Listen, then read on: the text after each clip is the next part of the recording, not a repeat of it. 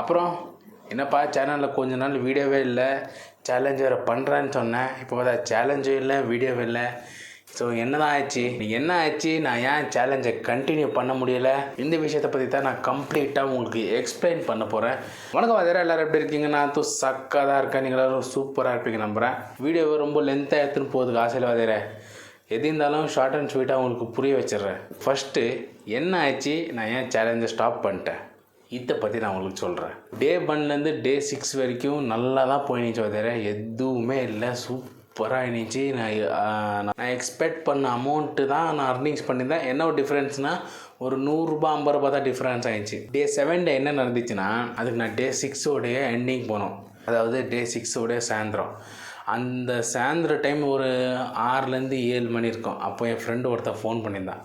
So இப்போ தான் அவன் ஒர்க் ஷாப் ஓப்பன் பண்ணிக்கிறான்னா, அதனால எனக்கு சொன்னான், இந்த மாதிரி நான் ஒர்க் ஷாப் ஓப்பன் பண்ணிட்டுக்கிறேன்டா, திடீர்னு பார்த்தீங்கன்னா கொஞ்சம் ஜாஸ்தி வேலை வந்துட்டுக்குது, அதனால் நீ ஒரு 2 நாள் வந்து செய்ய முடியுமான்னு கேட்டான்.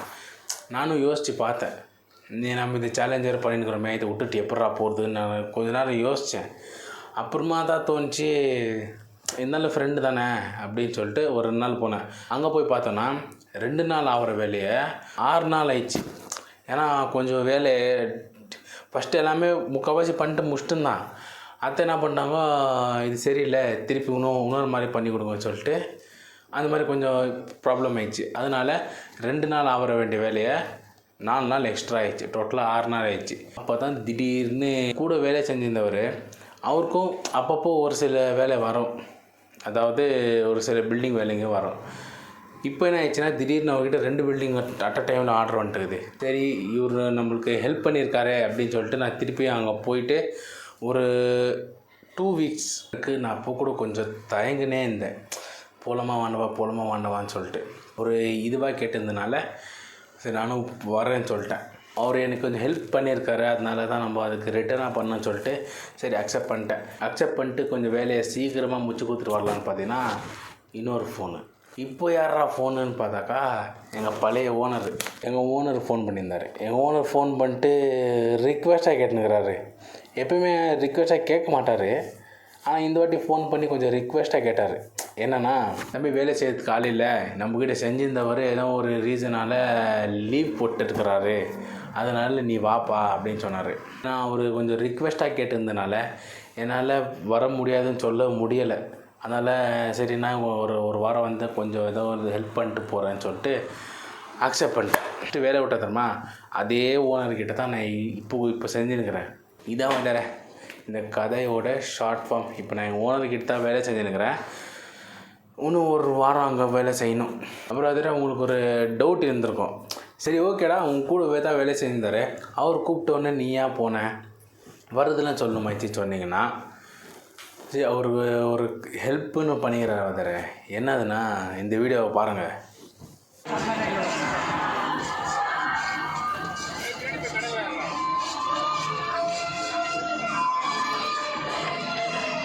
ஸோ இந்த வீடியோ நீங்கள் பார்த்துருப்பீங்க. வேறு ஒன்றும் இல்லை, இந்த வருஷம் ஆடி கிருத்திகைக்கு ஒரு சின்ன ஸ்டால் மாதிரி போட்டு அந்த ஸ்டாலில் ப்ராஃபிட் வருமா லாஸ் வருமான்றதை நான் போன வருஷம் ட்ரை பண்ணி பார்த்தேன். அதோட ரிசல்ட்டு தான் நான் இந்த வருஷம் எக்ஸ்பெரிமெண்ட் பண்ணிட்டு ஒரு வீடியோவாக பண்ணலான்னு சொல்லி அதை பண்ணேன். அதை பண்ணுறதுக்கு கொஞ்சம் காசு கம்மியாக இருந்துச்சு. அது நான் யார்கிட்டையுமே நான் ஜாஸ்தி காசு கேட்க மாட்டேன், இவர்கிட்ட சும்மா கேட்டு பார்க்கலான்னு சொல்லிட்டு வெறும் ஒரே வாட்டி தான் ஃபோன் பண்ணோடனே டக்குன்னு காசு கொடுத்துட்டாரு. ஏன்னா எதுக்குன்னா கேட்கல, இந்த மாதிரி நான் இந்த மாதிரி கடை வைக்கிறேன்னா அதனால் கொஞ்சம் காசு தேவையாகுது, ஒரு சின்ன அமௌண்ட் தான். அது கேட்ட உடனே அவர் டக்குன்னு கொடுத்துட்டாரு.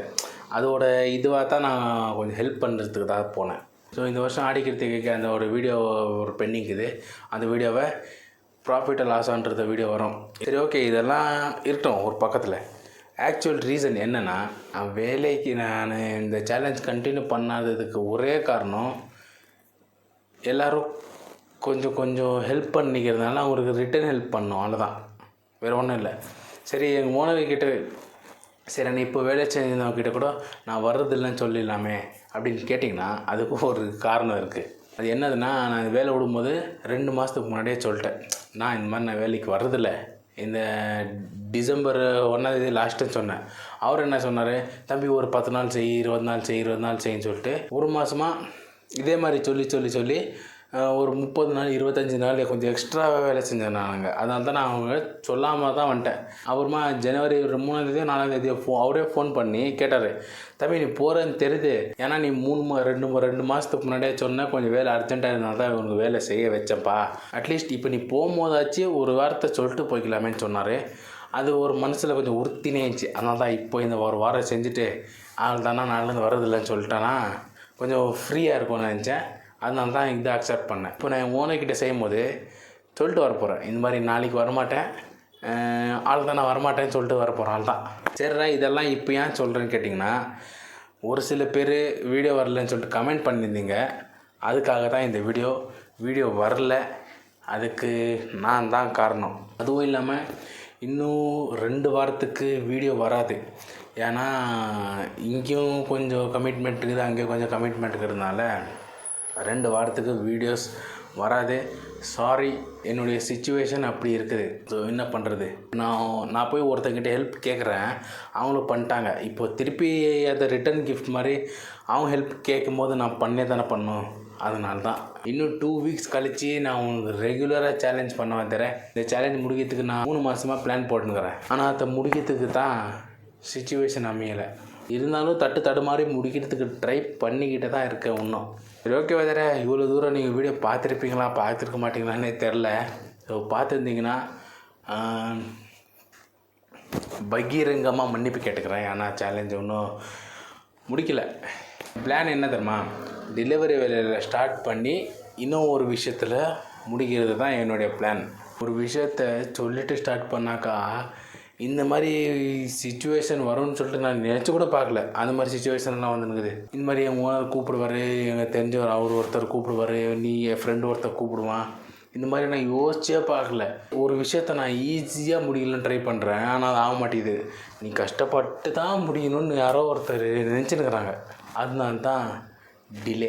இது ஓகே வேறு, இந்த மாதிரி இருக்கிற சிச்சுவேஷனெல்லாம் கொஞ்சம் சீக்கிரமாக முடிச்சுட்டு சேலஞ்சை ஈஸியாக கம்ப்ளீட் பண்ண போகிறேன். ஸோ நானும் ஒரு சில கமெண்ட்டை படிக்கிறேன். ஏன் ப்ரோ வீடியோ ஒன்றும் வரல அப்படின்னு ஒருத்தர் கமெண்ட் பண்ணியிருந்தார். அவங்க சப்போர்ட்டை எனக்கு காட்டுறீங்க, அது எனக்கு நல்லாவே புரியுது. நீங்கள் சென்னையா இல்லை வேறு எதாவது ஊரான்னு சொல்லிட்டு கமெண்ட்டில் வருது. என்னால் முடிஞ்ச அளவுக்கு நான் கமெண்ட்டுக்கு ரிப்ளை பண்ணியிருக்கிறேன். ஸோ அதனால தான் என்னன்னா ஆகட்டும், இந்த சேலஞ்சை நான் கம்ப்ளீட் பண்ணாமல் விட போகிறது இல்லை. கொஞ்சம் லேட்டாகவும் ஆனாலும் இந்த சேலஞ்சை நான் 100% கம்ப்ளீட் பண்ணி 1,00,000 ரூபாவை அர்ன் பண்ணி காட்டுறேன். சரி, ஒரு நாள் வேலைக்கு போயிட்டு வீட்டுக்கு வரும்போது ஃபுல்லாகவே டயர்டாக இருந்துச்சு. வேறு வீட்டுக்கு வந்தோடனே தூங்கிடுவேன். ஏன்னா ரொம்ப நாள் வேலை செய்யாமல் டக்குன்னு போயிட்டு அவ்வளோ வேலை செய்யும் போது உள்ள இருக்கிற எனர்ஜி எல்லாம் அப்படியே புரிஞ்சிச்சு. வந்த உடனே நான் ரெஸ்ட் எடுத்துகிறேன், தூக்கமாக வந்துடுது. இப்போ நான் இவ்வளோ நேரத்துக்கு தான் வீடியோ எடுத்துன்னுக்கிறேன். இப்போ கூட உங்களுக்கே பார்த்தாலும் தெரியும், என் கண்ணெல்லாம் கொஞ்சம் எரியுது, கொஞ்சம் டயர்டாக இருக்குது. அது இல்லாமல் தூக்கத்துக்கு கண்ணெல்லாம் கொஞ்சம் இதாகுது, அவ்வளோதான். அப்புறம் அதே இப்போ டைம் என்ன, எவ்வளோ மணிக்கு நான் வீடியோ ஷூட் பண்ணியிருக்கிறேன்னா கரெக்டாக டைமு 12:49. நம்பிக்கைலாம் நீங்களே பாருங்கள்.